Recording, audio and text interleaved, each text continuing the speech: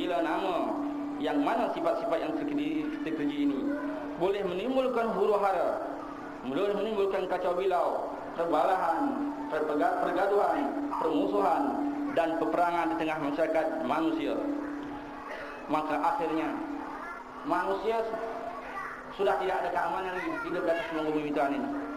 Akhirnya kehidupan masyarakat manusia kacau bilau.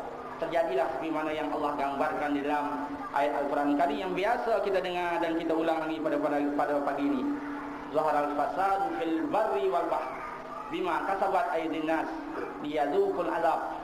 Lahirlah kerosakan di lautan dan di daratan oleh kerana usaha manusia itu sendiri, oleh kerana tangan manusia itu sendiri, oleh kerana perbuatan manusia itu sendiri, agar mereka mendapat azab yang maha pedih di dunia lagi sebelum mereka menerima azab yang maha dahsyat, lebih pedih lagi yang akan berlaku di akhirat kelak. Wal iyadu billah. Moga-moga kita dapat membersihkan diri kita untuk mendapatkan keridhaan Allah Subhanahu wa taala. Kerana untuk membersihkan diri adalah amat sulit. Terutama nak membersihkan diri batin kita ataupun nak membersihkan hati kita.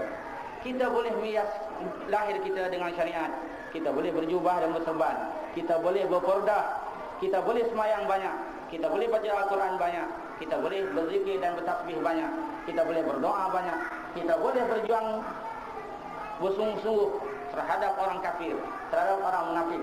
Dan kita boleh berdakwah dan kita boleh bergelanggang tengah masyarakat hidup yang lahir ini. Tetapi manakala kita cuba memperhatikan batin kita, cuba kita nak membaiki diri kita agar bersih daripada riya, agar bersih daripada ujub, agar bersih daripada tamak, agar bersih daripada bakhil, agar bersih daripada sifat penakut, agar bersih daripada sum'ah, agar bersih daripada rasa hubbul jah, hubbul riyasah dan lain-lain. Ini amat sulit, amat susah sekali. Sebab itu Rasulullah pun sendiri berdoa seperti mana doa yang saya sebut tadi, minta tolong kepada Allah SWT agar Allah membersihkan dirinya. Sebab kalau Allah tidak menolong kita, maka mustahil rasanya kita boleh membersihkan diri kita, batin, lahir dan batin kita. Sebab itu di samping kita bermujahadah sungguh-sungguh, di samping kita berusaha dan berikhtiar sungguh-sungguh membaiki lahir dan batin kita, kenalah kita berdoa selalu kepada Allah SWT. Terutama sekali-sekala kita bangun malam bertahajud kepada Allah. Selepas itu kita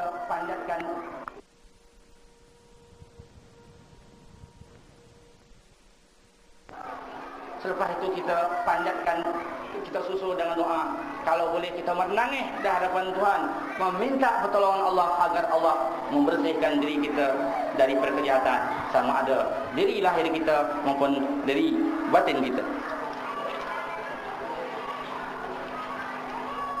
Barakallahu li wa lakum fil Qur'anil azim wa nafa'ani wa iyyakum bima fihi min al-ayati wa dzikril hakim. Aqulu qawli hadza wa astaghfirullahal azim li wa lakum wa lisairil muslimin fastaghfiruh innallaha ghafurur rahim. Allahu akbar, Allahu akbar, Allahu akbar. Allahu akbar, Allahu akbar, Allahu akbar. Allahu akbar walillahil hamd. Alhamdulillahi wahdah wa nasara 'abdah wa 'azza jundah wa hazama al-ahzaba wahdah. Wassalatu wassalamu ala Rasulillah wa ala alihi wa sahbihi wa man wala. Amma ba'd. Fa ya ikhwanil muslimun, usikum wa iyaya bitaqwallah. Innallaha ma'al muttaqin. Saudara-saudara, saudari para hadirin yang dihormati sekalian, saya tadi telah menyentuh tentang manusia ini mempunyai dua bentuk tubuh, iaitu tubuh lahir dan tubuh batin. Tubuh batin yang dimaksudkan adalah hati. Hati, saya dah katakan tadi, peranannya untuk menerima ilmu yang sah, menerima hikmah, makrifah kepada Allah, hubbullah, serta rasa lazat manakala menyebut Allah Subhanahu wa taala. Pada khutbah yang kedua ini saya nak menyentuh tentang hubbullah. Salah satu peranan hati yang sepatutnya dilakukan oleh hati, iaitu hubbullah, mencintai Allah. Mencintai Allah lebih daripada kita mencintai ibu dan ayah kita. Mencintai Allah lebih daripada kita rasakan mencintai isteri dan anak-anak kita. Kita cintai Allah lebih daripada kita mencintai harta kepunyaan kita. Bahkan kita letakkan kecintaan Allah tu mengatasi segala-galanya. Kenapa para hadirin yang sekalian?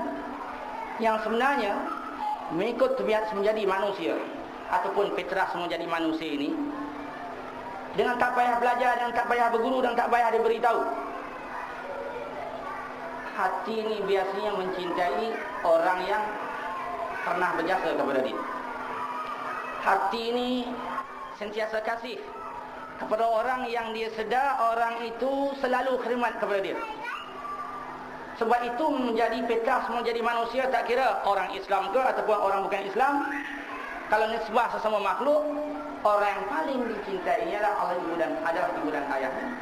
Kerana setiap hati manusia merasakan ibu dan ayah itulah orang yang paling berjasa, paling banyak jasa dibandingkan dengan orang-orang lain.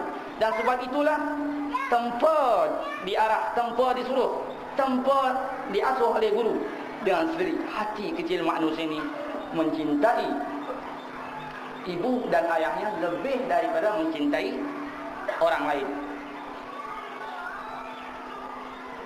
Tetapi ada kala yang para hadirin yang dirahmati sekalian, anak-anak ataupun seseorang itu hilang kasih sayang kepada ibu dan ayahnya, walaupun dia sedar itu dia ibunya dan itu ayahnya.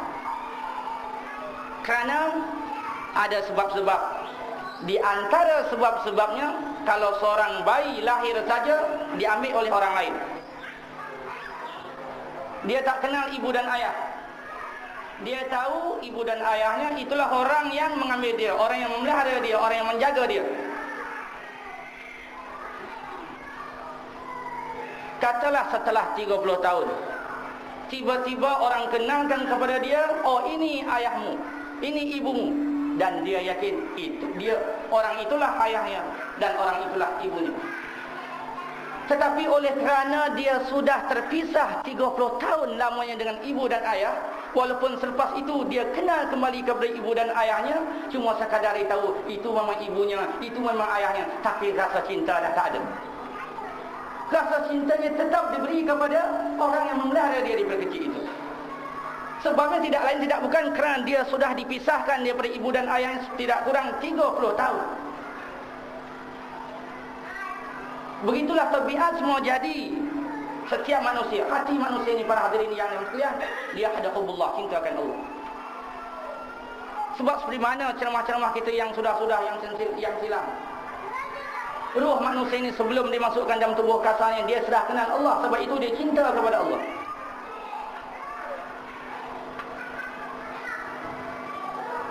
Jadi cinta Allah itu fitrah semua jadi. Seperti mana anak cinta kepada ibu dan ayah, tak payah diajar. Orang cinta kepada ibu dan ayah, tak payah didorong. Orang cinta kepada ibu dan ayah, tak payah diajar. Orang cinta kepada ibu dan ayah, tak payah ada berguru. Dia tahu sendiri kasih kepada ibu dan ayah. Itulah fitrah semua jadi setiap manusia. Begitulah cinta kepada Allah ni, fitrah semua jadi. Seperti mana manusia kasih kepada ibu dan ayah. Tetapi mengapa kita tidak dapat meletakkan kasih kepada Allah? Mengapa kita tidak cinta kepada Allah? Banyak perkara-perkara yang lain yang kita cinta daripada Allah. Mengapa? Kenapa? Lahir saja kita telah dipisahkan dengan Allah. Mula-mula sekali yang memisahkan kita dengan Allah, ibu kita, ayah kita memisahkan sampai kita tak kenal Allah. Selepas itu masuk sekolah, guru pula memisahkan kita dengan Allah. Selepas itu kita datang ke tengah masyarakat kehidupan kita, masyarakat pula memutuskan hubungan kita dengan Allah. Sebab itu selepas 30 tahun, selepas 40 tahun, kita mendengar kuliah, kita mendengar pengajian, kita mendengar dakwah, kita pun tersentak, oh Allah ada, Allah tu wujud, Allah menjadikan aku. Sekadar tahu Allah tu Tuhannya, sekadar dia tahu Allah tu menjadikan dia. Namun rasa cinta tidak ada lagi kepada Allah. Mengapa setelah kenal Allah, setelah tahu dengan Allah, tak rasa cinta kepada Allah? Kerana sudah puluh tahun kita dipisahkan dari Allah oleh ibu dan ayah kita, oleh guru-guru kita dan oleh masyarakat kita. Sebab itu, untuk nak menjadikan manusia benar-benar cintakan Allah, didik anak-anak daripada kecil lagi. Lahir-lahir saja ibu dan ayah kenakan Allah.